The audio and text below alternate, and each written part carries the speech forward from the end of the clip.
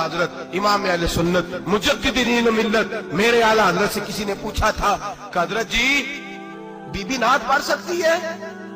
फतावा रज़विया की 14वीं जिल्द, बीबी मिलाद पढ़ सकती है? मिलाद आला हजरत ने फरमाया अगर बीबी मिलाद पढ़ रही हो, नात पढ़ रही हो और उसकी आवाज गैर महरम के कानों तक जा रही हो, फरमाया उसे सवाब नहीं होगा, उसे हराम काम करने का गुनाह दिया जाएगा।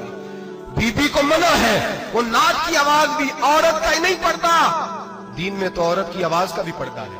दीन में तो औरत की हजरत सैयदा ज़ैनब, हजरत फातिमा की वो लख्ते जिगर जो मैदान करबला में इमाम हुसैन बराबर की शरीक रही सैयदना इमाम हुसैन के साथ। याह्या बिन मोइन कहते मैं 15 साल तक हजरत ज़ैनब का पड़ोसी रहा हूं। 15 साल, घर बराबर होता है ना, बंदा बीबी देख ही लेता है।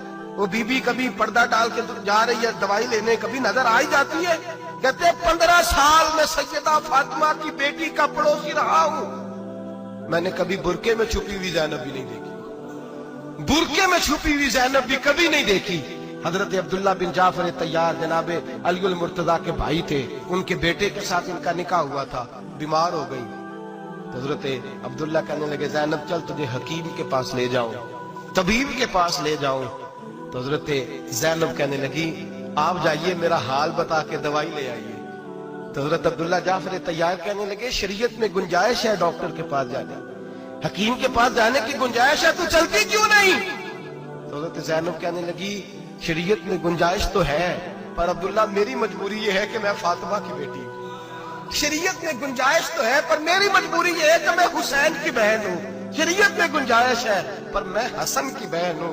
शरीयत में बड़ी गुंजाइश है पर लोग मुझे मोहम्मद अरबी की नवासी कहते हैं। गुंजाइश तो है पर मैं नहीं ना निकल सकती, इसलिए कि जितना कोई अपने आप को दीन के करीब जानता है उतना उसके पैरों में शरीयत की जंजीरें ज्यादा होती हैं। तो जनाब सैयदना अब्दुल्ला कहने लगे अगर तू पर्दा कर गई, अगर तू चली गई, तो फरमाने लगे ये तो अल्लाह की मशीयत है, तू दवाई ला दे ताकि मैं खा लूं, और अगर मैं चली गई तो मैं अपनी माँ से जाके कहूंगी कि अम्मा सारी तकलीफें मैंने छाती पे बर्दाश्त की हैं पर मैंने तेरे पर्दे पर आंच नहीं आने दी।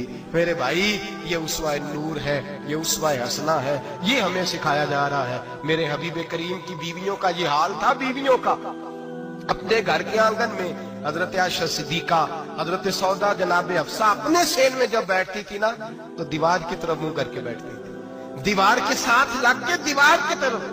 बीबियां अपने घर के अंदर भी दीवार की जानिब मुंह करके बैठती थी। लोग पूछती, बीबियां पूछती कि अपने घर में भी दीवार को मुंह करने का मतलब?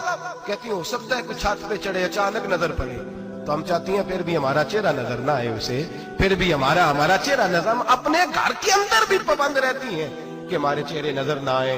खुदा रा बड़े पैसे जिंदगी में लुटाए हैं, 1000 1500 बुरके पे भी खर्च करो, वो घर ले जाओ, वो अम्मा को भी दो, बहन को भी दो, बीवी को भी दो, उसको कोई ये पहन ले। इसलिए कि जब तो हजरत फातिमा के तरीके का पर्दा करेगी तो तेरे आंगन में सैयदा ज़ैनब की तरह की बेटियां पैदा होंगी, वो उस सुन्नत पे चलने वाली बेटियां तेरे आंगन में आएंगी।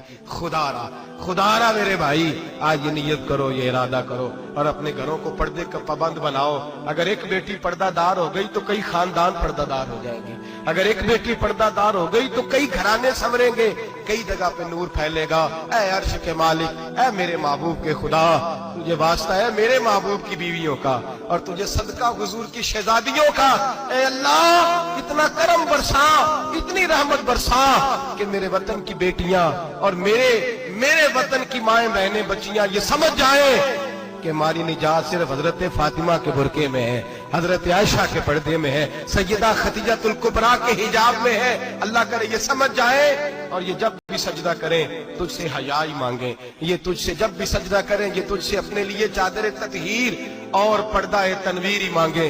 अल्लाह करे मुझ बेअमल की मुंह से निकले हुए लफ्ज किसी के दिल में तासीर बन के उतरे और फिर दुनिया के अंदर ये रिवाज आम हो कि हर कोई पर्दा करे, हर कोई बापर्दा हो जाए। ऐ अल्लाह तू तासीर नाजिल फरमा, ऐ अल्लाह तू अमल की दौलत नाजिल फरमा, ऐ अल्लाह हमारी बेटियों को इज्जत की चादर अता फरमा। हमेशा मिदहत खैरुल अनाम में गुजरे, दुआ है ये उम्र दरूद सलाम में गुजरे। आखिर